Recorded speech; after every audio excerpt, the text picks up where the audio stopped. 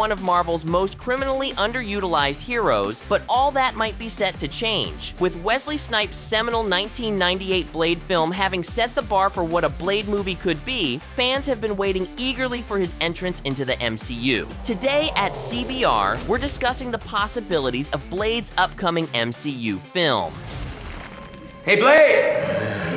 Blade debuted in 1973's Tomb of Dracula No. 10 as a mysterious but tough-talking vampire hunter.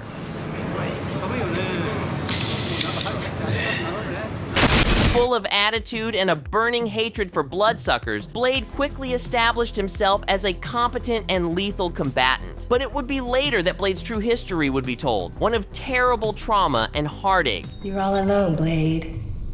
No one's gonna help you now. Born Eric Cross Brooks in Soho, London, Blade's entire life was ruined by the creatures of the night before he ever took his first breath. The evil vampire, Deacon Frost, attacked Blade's mother the night he was born. With vampiric essence flowing through his veins, Blade was born as a human with a strange and supernatural quality: the total immunity from a vampire's bite and their hypnotic powers. Sadly, Blade's mother was killed by Deacon Frost during her labor, leaving Blade alone in the world the moment he was born. As Blade grew up, he was trained by the vampire hunter Jamal Afari, becoming one of the world's most gifted vampire hunters. What's the matter? For many years, Blade existed as a regular human despite his traumatic birth, and save for his immunity to vampire bites, he did not possess any other supernatural powers. But when Blade became bitten by Morbius, the living vampire, he became a Dhampir, a half-human, half-vampire hybrid. Blade became imbued with super strength, super speed, and a superhuman healing factor. Blade is able to walk into direct sunlight, though he hates to do so. Throughout the course of his career as a vampire hunter, Blade has mostly operated alone. His self-imposed isolation is a result of fearing the loss of his friends and loved ones. Too often has Blade watched his allies become threatened, injured, and even killed in their line of work. As such, Blade has developed a cold and stony exterior, purposely driving people away before they become attached to him. It's a lonely life, but as Blade has hunted and fought countless supernatural beasts in his day, it's a sacrifice he makes willingly. The thirst always wins. While many fans today may attribute the unprecedented success of 2008's Iron Man to the meteoric rise of comic book films, it may surprise them to look further back to 1998. Movies based on comic books were certainly nothing new by the late 90s, as the 70s and 80s had enjoyed plenty of films starring Superman and Swamp Thing. The 80s and early 90s were also full of comic book-related films, with DC again setting records with 1989's Batman film and its subsequent 90s sequels. Marvel had a few films to its name, such as The Punisher, starring Dolph Lundgren, but none had achieved the mainstream success that DC's flagship films had. But in 1998, New Line Cinema released Blade, and the game was changed forever. You give Frost a message from me. You tell him it's open season on all suckheads.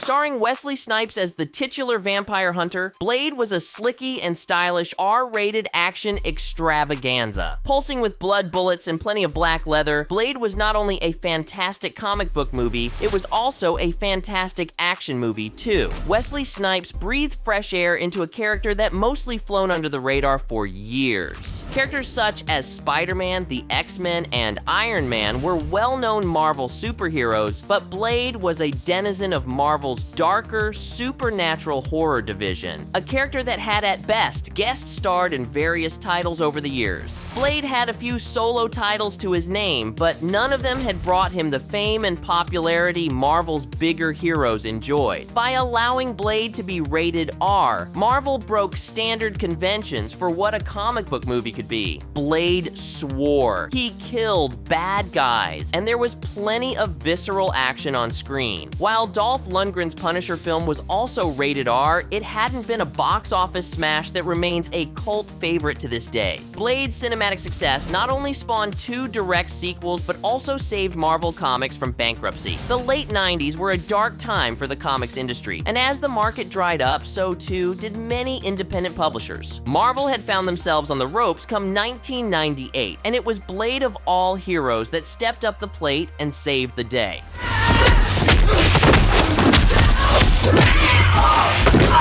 When it was announced that Blade would be receiving a new movie, fans were abuzz with excitement. Blade 1 and 2 had been huge successes, but Blade 3 was a significant step down in quality for the trilogy of films, so much so that Blade didn't appear in a Marvel film until 2021's Eternals, and even that was off-screen. Sure you're ready for that, Mr. Whitman? Fans began to speculate as to whether Wesley Snipes would return to reprise his role as Blade. Get you later. But it was later announced that Mahershala Ali would take up the mantle as Marvel's preeminent vampire hunter. Unfortunately, the development history of the film has been extremely troubled. Rumors and reports have stated that the film has undergone countless rewrites and complete scraps. It has been rumored that Ali himself has expressed concern over the status and quality of the film too. Damn.